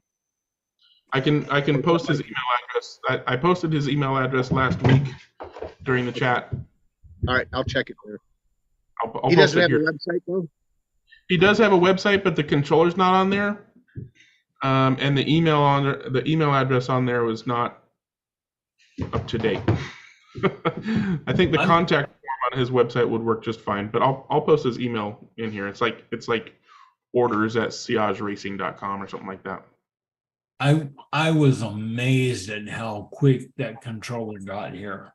From when I told him I wanted it till it arrived. Amazing. You know, it went a week, if that. I think maybe a week, and it was here. So there we go. Contact at sillage-racing.com. Sillage-racing.com. It's in the chat. I'll put it on the YouTubes. So if you want, better get your name on that list. Do you care to make a comparative analysis between that and the SCP-3? Or are you kind of feature-wise, until the whole profile saving thing, 8 profiles, they were pretty much on par as far as functionality and features, except for I found the ABS on the Sillage Racing to be more useful than the sweep brakes on the SCP. But the rest of it is going to come down to the Sillage Racing has the little graph, so you can see the actual throttle curve from start to finish, and just how the controller feels in your hand. You know, if you don't like the way the SCP sits in your hand and the trigger and the spring and stuff like that, you might like the Sillage better. It's the MRRC handle, which is like Scale Auto handle or other similar handles. But functionality is a analog wireless. Both are able to do that, right? Yeah. In fact, the wireless one has a little bit extra feature-wise for wireless functionality, but it's not for race car functionality. You always have this option too. That's a 3-year-old controller. Oh, Jesus Christ. That's a Synapse controller with the LCD screen that you can literally draw your acceleration curve. Oh wow. I don't have this turning on. I don't think I can have it because I have ASB, but I will show it to you guys. How It's, many can it save? I'm sorry? How many can it save? Look at this. You have here, let's see, it's focus, but you have here brake, anti-brake, sense, traction control, and choke. And here you can save like 10 profiles of acceleration and curves. And plus, the thing that I like the most here is the brake, the what they call the anti-brake, which literally divides your wiper in 3 sections, and you can define how much brake you want in each section. And I feel this very useful to race at Buena Park when we race 124 scale hard body cars, because those cars are heavy. So you literally see the car when braking going a little bit further, but like in 3 positions, you can feel that. And that's the feel that I like when I race those cars. I only use for that. The biggest problem with this is that to turn this on takes like 1/4 of a second. And every time that you have a track out and they stop the track and you have to relaunch your car is the last one to go. So just like you see everybody going and then you go. So I tried to race at the King track. It didn't work because so many track calls doesn't work. I tried to race here. The 132nd scale I think is a little bit too strong. But for the hard body class that we race at the flat track, or every single car that you have at the flat track, it's a very good controller. It's a 3-year-old controller. It's made in Brazil by a guy who's an engineer, like an electronic engineer. And this is kind of an overkill, but it's pretty cool. And how much does that cost? I think by the time it costs like around $500. Yeah, he's making like a light version without the LCD and everything. But it's a pretty cool controller. Like for racing Buena Park at the flat track with 124 scale cars, pretty good. Yeah. Oh, I have a cable here. Let me see if I can turn on. Yeah, the Sillage Racing Controller has a brain and it has to boot up as well. But that's why it has a little battery pack, so you can have the controller turned on. But that would be illegal for us to race here with a battery pack on the controller. People think it's power to the car. Even if you can prove that it doesn't power to the car? I don't think nobody will care. Until you prove it, you're not racing. We just hide those batteries really well. I had the same problem down here with the Scorpius. A few of the guys got upset because it had batteries in the handle. So I gave up using it. Yeah. And they were saying that that it was going to wirelessly transmit power from the handle to the. Yeah. So gave up using it. Went back to my own design. I thought we were the only guys that had dumb racers. I mean, no, you get them everywhere, Dennis. Yeah, I mean. If it's a regulation that no batteries allowed in the hand control, then it's clear, isn't it? Black and white. It is, Wayne, and that's yeah, that's true. But yeah, and I mean that goes back to the '60s, doesn't it? Yeah. I mean, some of you guys may remember Rocky Russo. And Rocky always used to have a story about how he was beating guys in the '60s, and they were all accusing him of wirelessly transmitting extra voltage to his cars. Yeah, I mean the EMSA Club also has a no batteries in your controller rule, but the basis of the rule is that you can't have a battery in order to power the car or add power to the car while racing, brakes or whatever. But if the controller doesn't do that, how does the rules need to be written for the modern day when there's Marco's quite a cool. Yeah, let me just show real quick what's going on here. So you have the menu, and then you can have parabolic proportional, or you have custom acceleration, and then you can go one by one and reduce and reduce and go up and down, and you can design your own curve of acceleration. You can just go and choose a custom made and just move from there. So you have parabolic, we have proportional, and then you have dynamic brake, which is, as I told you guys, the dynamic brake. Rebooted again. As I told you guys, you flip your wiper, you divide your wiper, which doesn't exist here because it's just like there's no wiper on this guy. But you divide your pads in 3 portions, and you can reduce how much braking you want on each portion. That's for me, that's the number one thing about this controller. Yeah, and then you can But that calibrate only, it. sorry, that only works if you are braking from somewhere other than full throttle, right? So if you're on half throttle, and you brake from there, you can. Yeah, you can that's true. Just But you can feel when you brake after full throttle, because you see the car braking a little bit more and kind of rolling more on the middle as you decide how to go, especially on the heavy cars like the hard bodies with over almost 200 grams. Yeah, so here you put the anti-brake, and here have the relay that you can turn on and off. It's pretty cool setup. This is one of the prototypes. I think this is number 4. They sent it to me. Very cool. It's a device I think I've read about somewhere, never seen one. Yeah, right here. And I have my Senna handle. Yeah. National flag on there. Yeah, that one. Senna helmet. The handle is very cool. Everything else just looks confusing to me. Yeah, sometimes it's kind of hard to figure out, and when you're on a track and you don't have much time to it's one more thing to test. But as soon as you have the setup, you can just go with it.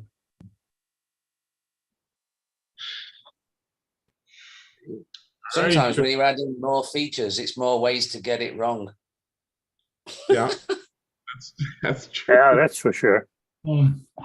Every now and then you've got to take one of those controllers, and you've got to reset everything to 0 or to maximums or to whatever the factory default was, and start again. I've had to do that a couple of times with my TrueSpeed controllers, because the TrueSpeed is like that too, with 5 dials and and 3 switches and so on. And every now and then I just switch everything off and start again and say, okay, let's see turn what everything to 11. Yeah, what do I need? Yeah. But to brag a little bit about, I won 2 nets, and I still have the track record with that controller. So works.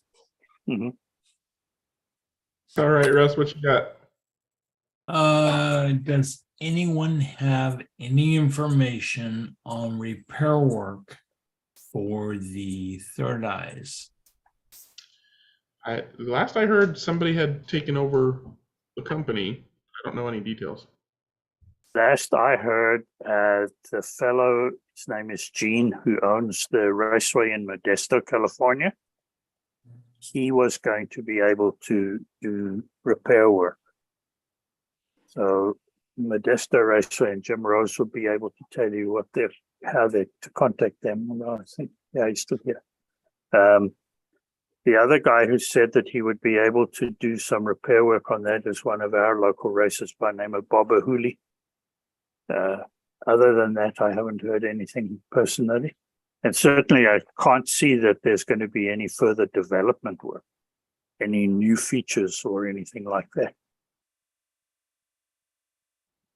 But we'll have to, I'll talk to Herman when the next I see him and ask him, see if there's any more information.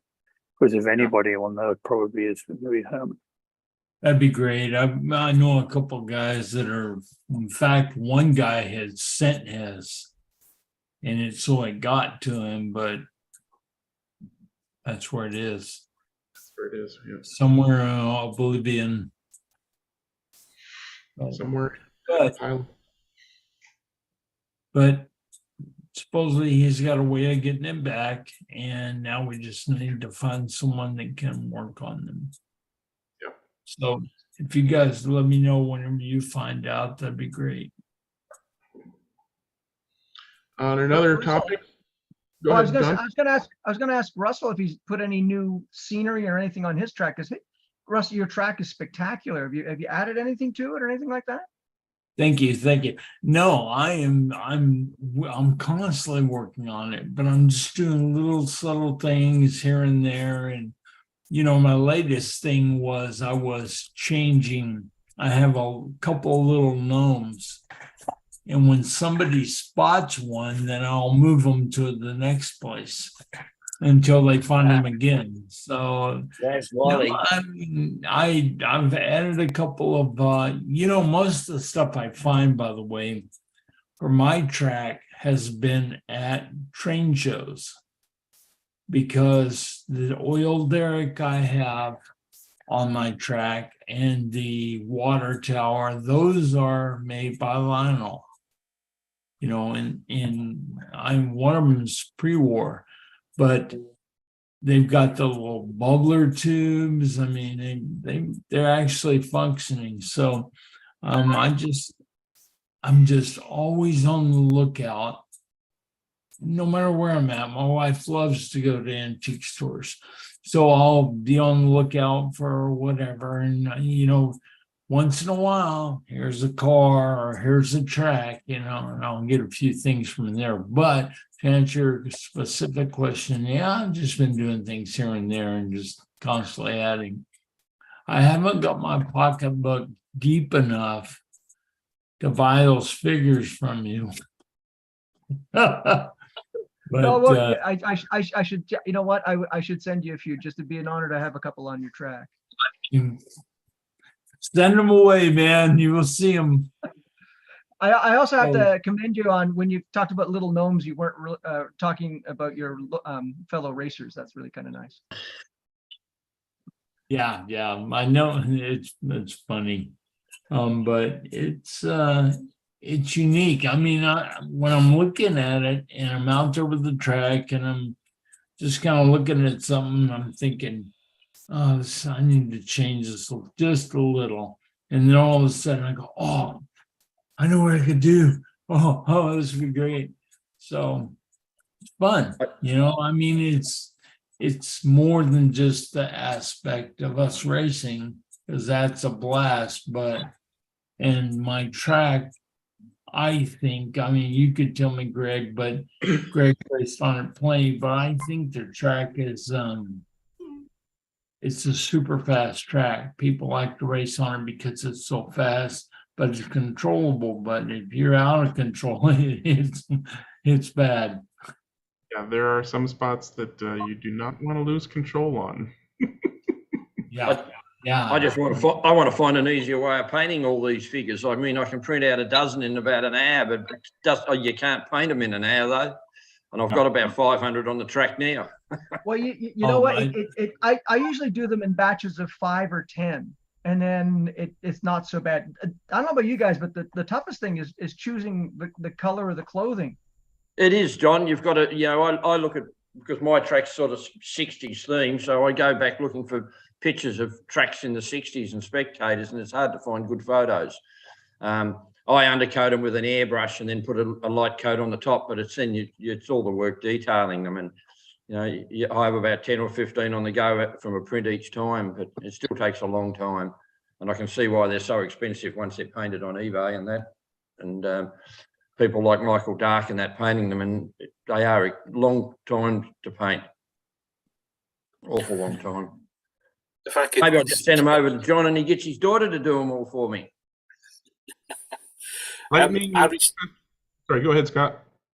Sorry, you might have to help me here, Greg, because I don't know how to pull up a web page and share it. So recently at the Slot Fest at Gaydon, which is the big UK festival, I bumped into a seller I didn't know, which is called 132 Models. And they were selling lovely little figures. And at the slot fair, I bought a Robin figure for my Batman, for my Batmobile. And it's perfect match, same sort of style and colorway. And the thing I looked at, but stupidly didn't buy, was a Steve McQueen, and giving the famous V signal at the end of the movie. That's them. If you go, I think there's a shop. Scott, I actually took a picture of that. It was the one figure at the whole meeting that I don't think I'd ever seen. I took a picture specifically to show it to the Canadian individual that can mold them, and he says, "Oh, I already do, Wayne." Yeah, there's the Robin, and if you scroll, there's the Steve McQueen. So I ordered one of those by mail order, and it arrived this week. And as you were, someone was just saying that they're sort of prohibitively expensive in a way if you're going to buy a crowd of them. But for individual character figures like this, I thought they just were irresistible. Well, Scott, I can show you Steve basically standing in the pits if you want to see. In civvies if you want to see it. Yeah. That's who I got the Robin model from a while ago. So there's. Gaz was showing his. That's cool. That's very cool. It was off the back of that, but we were referencing this on the. Oh, painted up, lovely. I want to show something for you guys. We commissioned a couple of months ago a comic drawing to show the history behind Stephen McQueen doing the two finger stuff and comparing to Churchill and everything. So if you guys go to Instagram, it tells the whole story because people makes mistake about doing this, and there's a meaning on the two, which is I still have my two fingers. I still have in a battle. I still have five. There's also a famous picture of Jim Clark and his Lotus 33 doing that to Bernard Caillet, and I can't remember I think it was at Spa. So yeah, it's a common European thing. It's contrary to popular belief, I don't think it's Winston Churchill's victory sign. No, Churchill make this and then change it. But moving on from offensive gestures. Moving on from offensive gestures. Okay. Lightning has a question. Go ahead, Lightning. As I'm looking into getting into Carrera Digital soon, where would be the best place and what kinds of controllers are out, like trigger style controllers, can I get for Carrera Digital, both wired and wireless? Frankenslot. Also, TrueSpeed, I believe, makes a wired one for Carrera Digital, and Ramjet, the Digital Racing Solutions, makes a Ramjet X for Carrera Digital wired as well. Wireless, the only option is Frankenslot, or a much more expensive wireless option through the slotted SCP with the digital cartridge and the CRI and the oxygen cartridge. I wouldn't recommend it. It can be done. That kind of thing's a bit advanced for me anyway. I just want to like plug and play effectively. Yeah, the Frankenslot wireless is the best way to go for wireless. What was that, Marco? If you're just gonna something to play as a trigger, go for TrueSpeed.